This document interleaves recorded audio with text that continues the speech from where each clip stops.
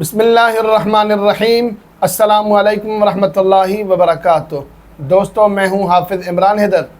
آج انشاءاللہ تعالی آپ حضرات کو مقدمے میں کامیابی یا قید سے رہائی کا وظیفہ بتاؤں گا، عمل بتاؤں گا۔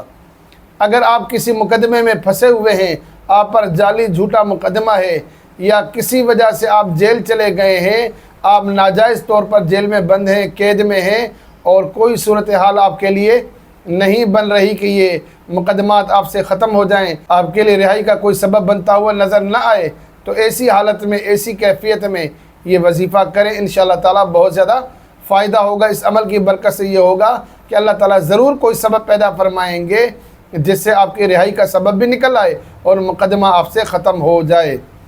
اکثر میرا تجربہ یہ ہے کہ کوئی جیل میں شخص ہو، قید میں شخص ہو، اس عمل کو کرتا ہے تو الحمدللہ 11 دنوں کے اندر کوئی نہ کوئی ایسا سبب، ایسا کوئی نہ کوئی راستہ اس کے لیے نکل آتا ہے کہ وہ جیل سے نکل آئے۔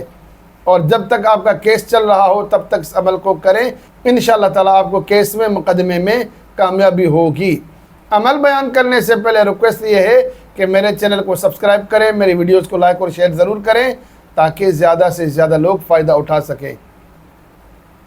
عمل یہ ہے کہ 3 بار شروع میں، 3 بار آخر میں درود شریف پڑھیں، 70 بار درمیان میں سورہ انفطار، اما پارے میں صورت ہے اذا السماء انفطرت واذا الکواکب انتثرت۔ یہ سورہ مبارکہ آپ 70 بار پڑھیں گے، شروع میں بھی 3 بار درود شریف پڑھیں گے، آخر میں بھی 3 بار درود شریف پڑھیں گے، اللہ تعالیٰ سے دعا کریں گے۔ اگر مقدمہ ہو، جب تک مقدمہ ختم نہ ہو تب تک روزانہ اس عمل کو کریں۔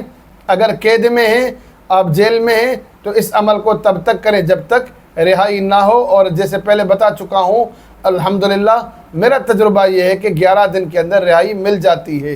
اللہ تعالیٰ سے دعا کرتا ہوں کہ اللہ تعالیٰ ہمیں اس طرح کی مشکلوں سے، مصیبتوں سے محفوظ فرمائے۔